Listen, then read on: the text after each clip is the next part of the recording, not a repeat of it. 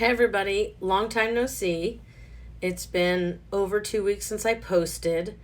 I'm in Serafia's room. I don't like filming in here. The lighting is pretty good, but it's there's no cute background. It's I mean I guess it's cute, but it's like a teenager's room. You know, I'm not even going to show you the floor because it's a hot mess.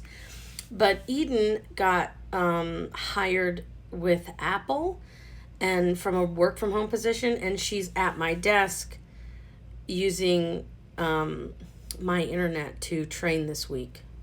So I have nowhere to go. I mean, that's where I spend the majority of my time. So that's what's going on with Eden. That's an update with Eden. Her apartment is getting renovated. Her and her boyfriend are going to be hopefully moving into their own place in like 2 weeks. Right now, they're hanging out at his mom's house. But yeah, her apartment's getting all new upgrades. So it's in this apartment complex. So she's going to be right around the corner. So that's exciting. Let's see what's going on. I haven't posted in over 2 weeks, like 17 days, because we were mourning the loss of Zeus. That's been a weird like thing.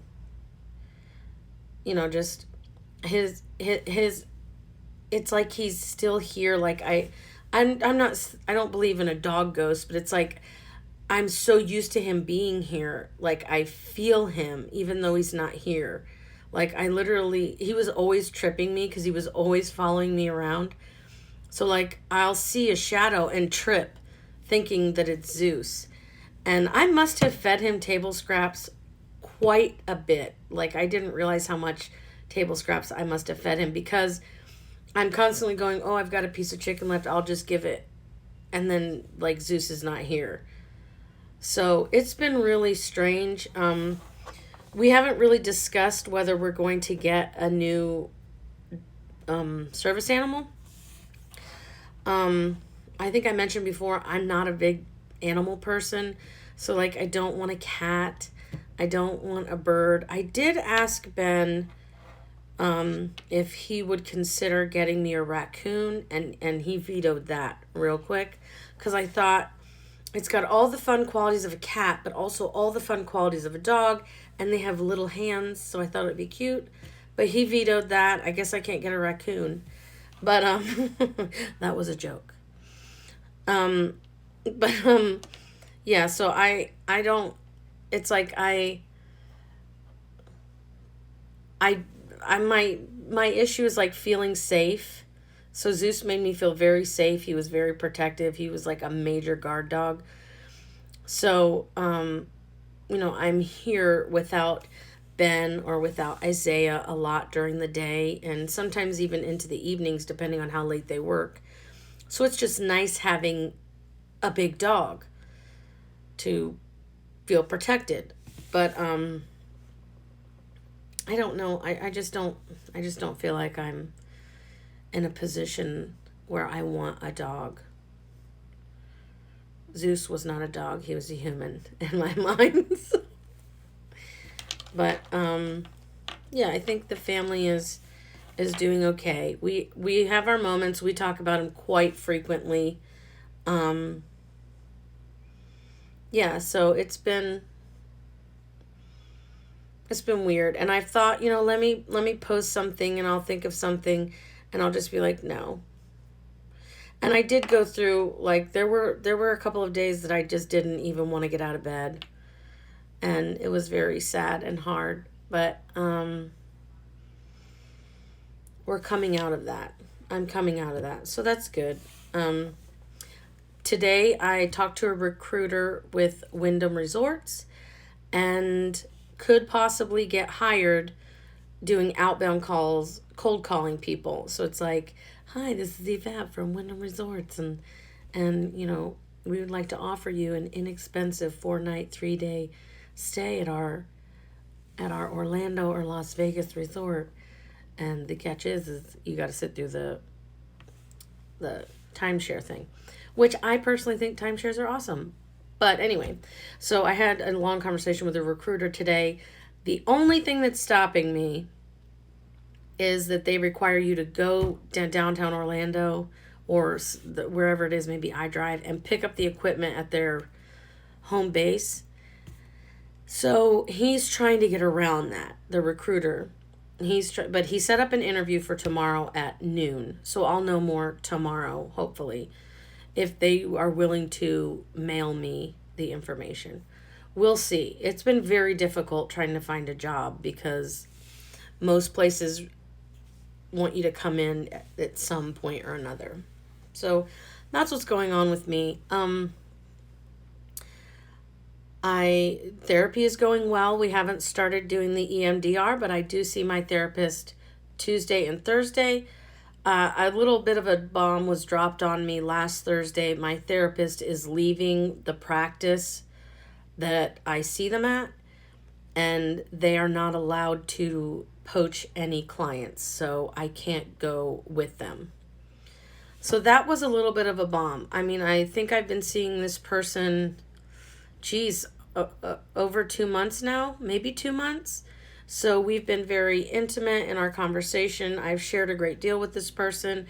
We were just about to go into EMDR, so it was quite the bomb drop. So we're meeting tomorrow, and we're going to discuss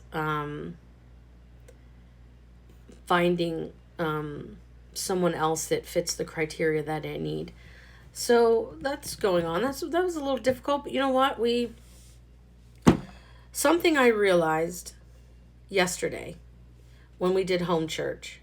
So here's wisdom from Yvette.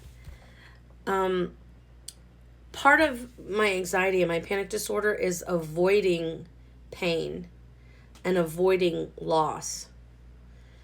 So, like for instance, when I was young, I had this dog and his name was Wiggins, and he actually was super attached to me, and he bit somebody and got arrested. The dog got arrested, and he was put down.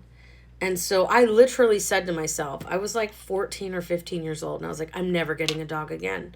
I'm never getting attached to another dog again, because that was just so painful to have to lose Wiggins.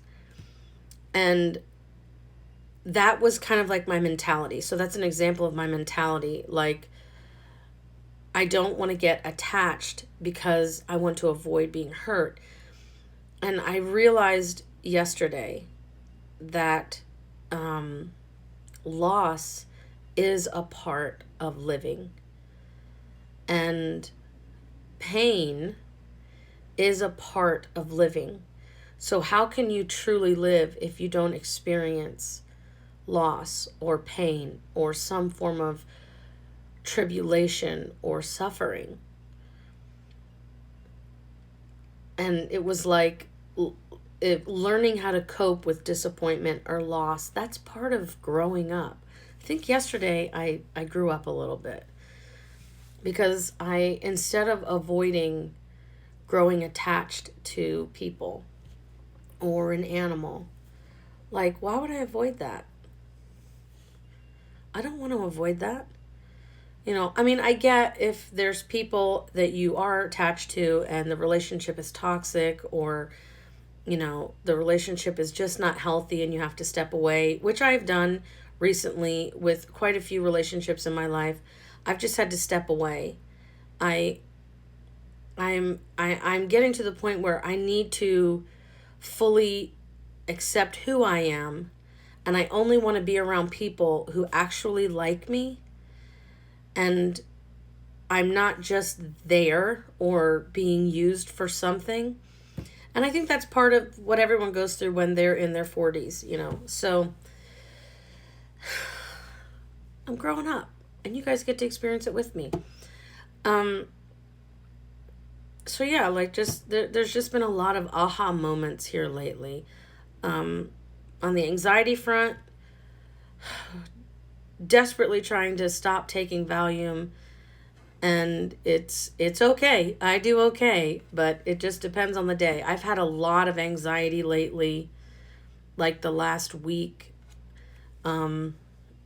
just for many different reasons, many different triggers. but mostly it's like health anxiety. Like I fear because I'm overweight. I fear for my health, and I've had a lot of breathing issues lately because we're coming into spring and the mold and everything is in bloom. So that makes me anxious. So it's mostly like health issues or health anxiety. Um, I'm trying to think. Is there anything else that I need to tell you guys? Anything of anything of more importance? So yeah, uh, my family would go to church without me, right? And one person would stay home with me and we would watch online. And Benjamin, my husband, he was like, I really feel like the Lord is telling us that we should have home church, that we should all be together. So we started doing home church, and the kids have absolutely complained. If they're home on Sunday, they do not want to sit there and have home church and be taught by their dad and their mom. And valid. I mean, that's valid. Who would want that? Even honestly, like there's some days where I'm like, oh my gosh, can we just watch a movie? It's Sunday, or can we just do something? But Ben has pressed on and persevered.